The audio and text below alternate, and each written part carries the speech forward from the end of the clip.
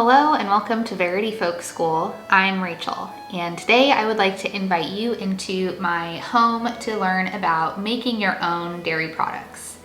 Now, I homestead, but I am just on an acre, so I have chickens and ducks and geese in a garden, but I do not have my own dairy animals. And in the state where I live, it can be kind of difficult to find farm fresh milk. However, I do have a few sources that I am able to get some from, and so that is what I do. I pick up milk from a local farm and I bring it home, and then I use that fresh milk to make all of my own homemade dairy products. So this is something that can work for you wherever you live. As long as you have access to fresh milk, you can make your own dairy products. And in fact, even if you have to get milk from the store, you can still make a lot of your own dairy products. So today I am going to make yogurt using my Instant Pot, which is super easy, and I'm also going to make some homemade mozzarella that takes just about 30 minutes. So I would like to show you how to do those things for yourself at home as well, whether you have your own dairy animal or not. So about once a week I drive out to the farm, which is about 40 minutes away from my house, and I pick up my milk. So here is some footage of the beautiful drive out. I feel like it looks so much like the English countryside with the rolling hills and hedgerows, and I just love Iowa. It's so beautiful. So I didn't actually film at the farm, but I picked up my milk, and then when I got home I put it in the fridge and waited for the cream to separate. Okay, so it's been several hours. The milk has been sitting in the fridge since I got home, and the cream has separated to the top. I don't know if you can see here, but this is my cream line. This milk is Jersey milk, and so it gets a very nice cream line. Depending on the milk that you're getting, it may or may not have this much cream. So what I am going to do is skim off the cream and leave the milk. The milk is what I will use to make yogurt and mozzarella, and the cream I will save to make butter or ice cream, and I'm going to do that another day.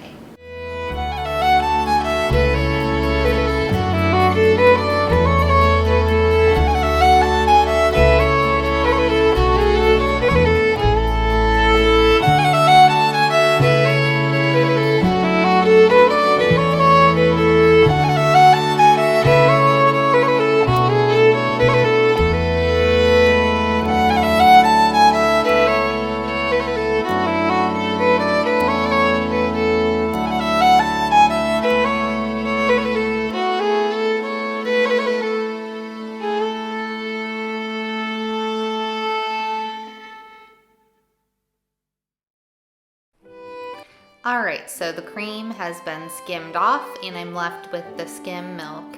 So the first thing I'm going to do is get my yogurt going. And for this I use my Instant Pot. And you can use a yogurt maker, but I definitely recommend the Instant Pot. There are two things I use this for all the time. One is bone broth and the other is making yogurt. So you want to go ahead and plug your Instant Pot in. Make sure the stainless steel insert bowl is very clean, there's no residue or anything like that, and go ahead and remove the sealing ring from the lid. You won't need that, as this is not going to be coming to pressure. Then go ahead and pour in your milk. I'm making about a half gallon of yogurt today, and so I'm just going to pour the milk in, put the lid on, and hit the yogurt button until it says boil. And that will go for about 25-30 minutes or so, and then it will beep and you know it is at the right temperature, which is about 180 degrees Fahrenheit. While I'm waiting for the yogurt to come to a boil, I'm going to get my mozzarella started. So the first thing I do is I stir in 1.5 teaspoons of citric acid into 1 cup of cool water.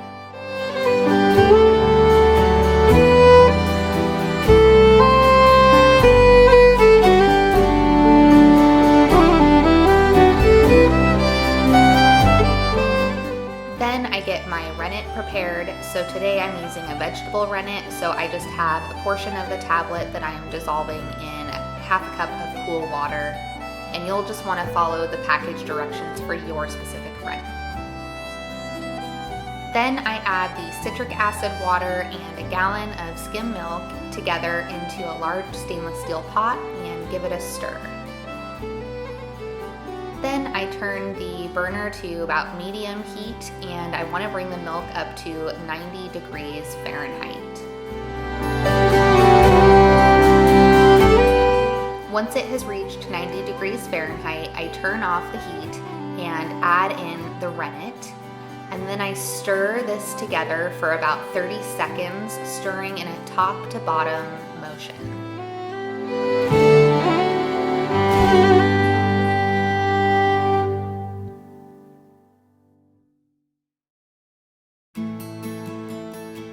Then I put the lid on the pot and let it sit for at least 5 minutes or up to 30 minutes, just until the curds have set. Okay, so now I'm switching back to yogurt. The Instant Pot beeped, which means that the yogurt came to the right temperature, which again is about 180 degrees Fahrenheit. And I'm going to take that bowl and put it straight into my sink with some cool water and ice. And I want to get this down to 110 degrees Fahrenheit.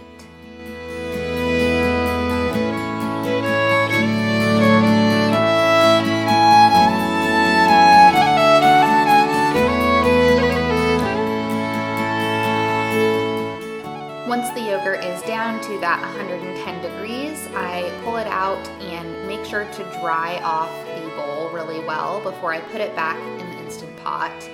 This can be kind of awkward, but you just want to get as much of the water off the outside as possible. Then go ahead and put it back into the Instant Pot.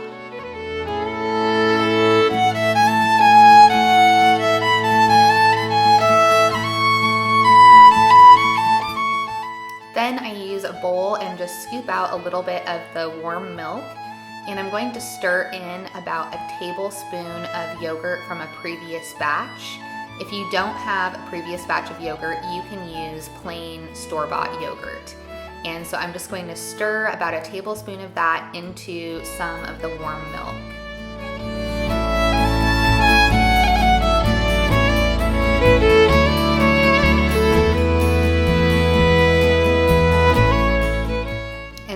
I add that inoculated milk into the stainless steel bowl with the rest of the milk and give it a quick stir. After I get this all mixed together, then I put the lid on and hit the yogurt button, and I want to let it go for at least 8 hours. You can let it go up to 24 hours. However, it gets more sour the longer you let it sit. So for this time, I'm doing it for 12 hours. Alright, so back to the mozzarella. It has been just over 5 minutes, and I can see that the curds have set. They are sitting on top of the whey and are nice and springy. So now what I'm going to do is get a knife and cut the curds into about 1-inch chunks.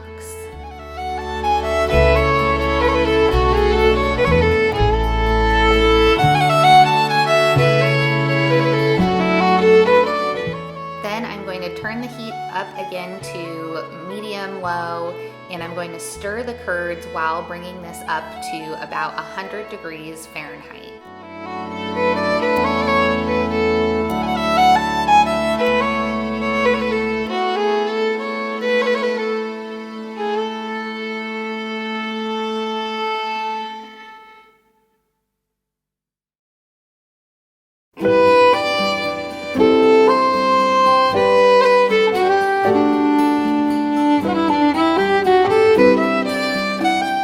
Once it's at 100 degrees, I am going to scoop out the curds into a stainless steel strainer or colander. You don't want to get rid of the whey just yet, so leave that in the pot and just set it aside.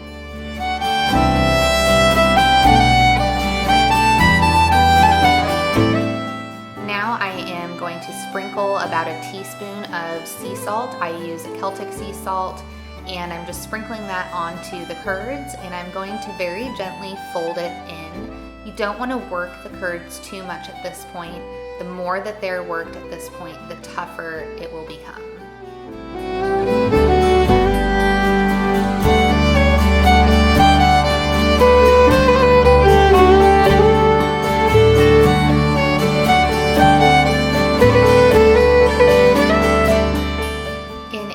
Stainless steel pot, I am going to bring some water to a boil, or to about 175 degrees Fahrenheit.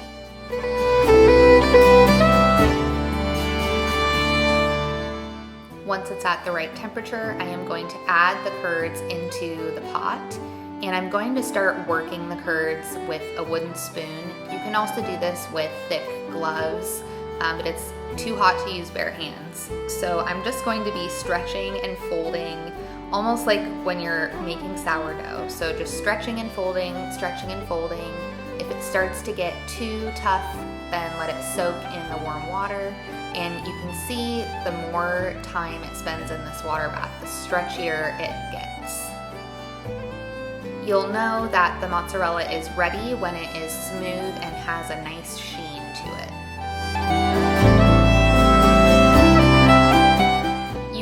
Your mozzarella right away, but if you're wanting to store it, you'll want to make a brine.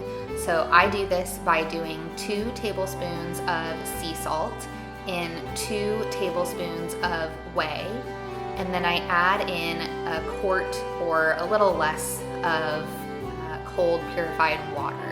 And I'm just doing this in a weck jar. You can use a mason jar. And I'm going to just put the ball of mozzarella in this brine, and it will keep for up to 2 weeks in the fridge.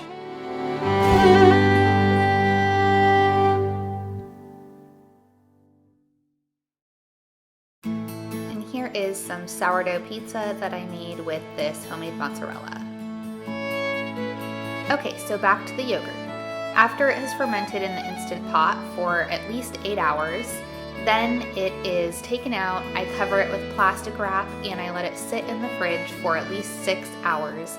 This helps it set up nicely.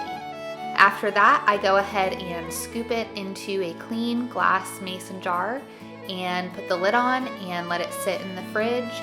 It'll store for up to 2 weeks, and I usually go through it much faster than that, but that is it. That's homemade yogurt. Be sure to save at least a tablespoon of this batch of yogurt to make your next batch.